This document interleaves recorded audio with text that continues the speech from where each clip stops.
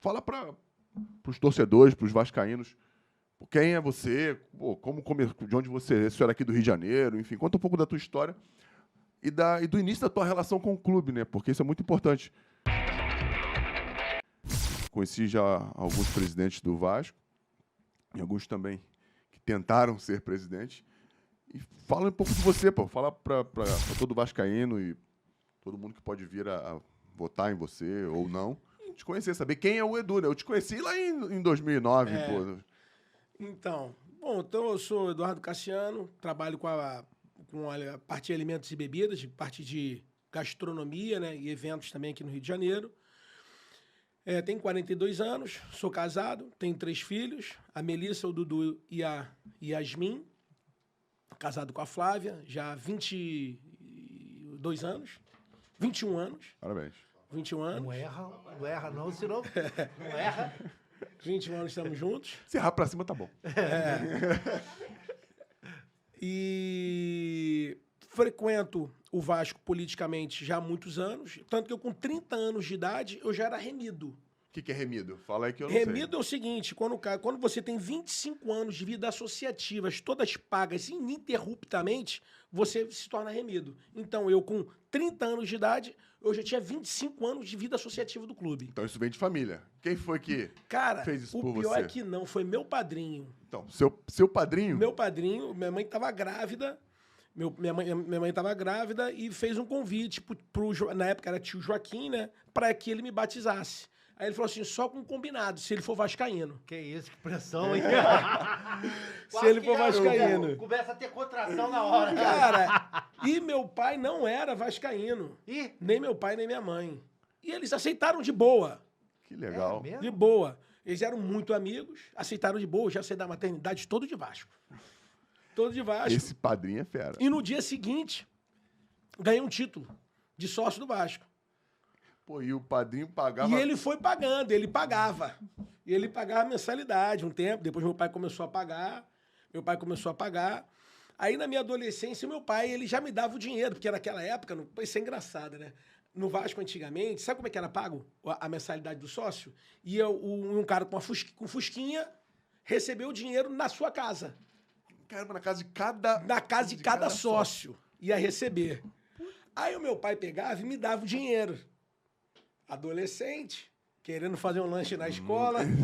E aí, pagou o Vasco? Paguei, pai. Nada, o dinheiro aqui, ó. Comprava bala, lanche e não pagava a mensalidade do clube. Enfim, quando eu tava com 30 anos de idade, aí eu fui lá no Vasco ver, opa, já tem 25, né? Já tem 25. Eu acho que já posso virar remido. Aí, na época, o Serginho trabalhava na secretaria. Pode não, doutor? Falei, por quê, Serginho? Aqui, ó. Cheio de buraco na tua ficha. As mensalidades que você não pagou. Falei, rapaz, esse lanche vai sair caro. Esse lanche vai sair caro. Tá, Serginho, quanto é que tem de dívida ainda aí pra trás, né? Dos buraquinhos que tinha um mês. Buraquinhos. Aí o pai tinha alguns meses atrasados, né? Sim. Aí na época deu lá 1.000 e tantos reais, 2.000 reais. Aí eu fui, paguei aqueles atrasados. Sim.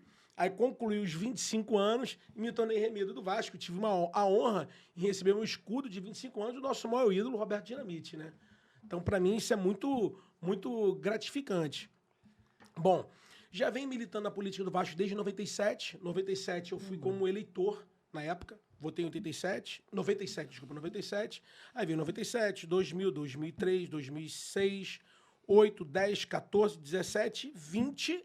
E agora 23 é minha 10ª eleição no Vasco.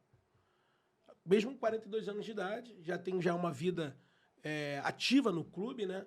Sou conselheiro atualmente, já fui conselheiro também antigamente. Na época que nós estivemos juntos lá, eu era conselheiro, fui diretor de patrimônio. Desculpa te interromper, para ser conselheiro precisa de quê? Você tem que ter 5 anos, hoje, para você ser elegível, né? Você tem que ter 5 anos de clube, também com todos os pagamentos ininterruptos, né? Tem que ter 5 anos de contribuição para você possa fazer parte de uma chapa e que essa chapa vença, fique primeiro ou segundo, né? Para você fazer parte do conselho, ou então você ser um membro nato do conselho, que são os beneméritos e grandes beneméritos do clube. Poxa, caramba. Né? Então, já estou nessa trajetória política aí do Vasco já há muitos anos, desde criancinha, desde jovem. Conheço todas as correntes políticas, conheço as pessoas e procuro sempre lidar com as pessoas com muita maturidade, independente da opinião política de cada um. Eu acho que as pessoas hoje na vida, elas falta muita maturidade para a pessoa entender o adverso. Né? De repente o cara tem uma opinião política, o outro tem outro, o cara ele se torna inimigo. Cara, para mim não tem esse problema. Eu tenho a maior tranquilidade do mundo em conversar com o meu adverso, porque ele vai fazer eu evoluir. Ele vai fazer eu evoluir nas minhas falhas. Então, se eu tiver alguém do meu lado que só bata palma o tempo inteiro, eu não vou evoluir de forma alguma. Então, realmente, você saber conversar com o seu adverso, com a sua oposição, de uma forma madura, educada, inteligente, isso é muito qualificador. Então, eu sempre levei a minha vida assim, sempre tive um pensamento diferente do próprio Eurico Miranda, né? Ele foi muito trouxe muitas glórias para o Vasco, respeito tudo que ele angariou, que ele trouxe para o Vasco, mas não gostava muito do estilo dele, das coisas, mas hoje em dia, por exemplo, eu converso muito com o Euriquinho, com o filho dele. Cara, eu estou tendo uma relação assim com ele assim altamente qualificadora. A nossa relação é de muita parceria, de muita cumplicidade, de muito respeito. E você vê, porque eu sempre tratei ele com muito respeito. Então, hoje, o seu adversário, o seu parceiro hoje, pode ser seu adversário no passado, se você não trata ele com respeito.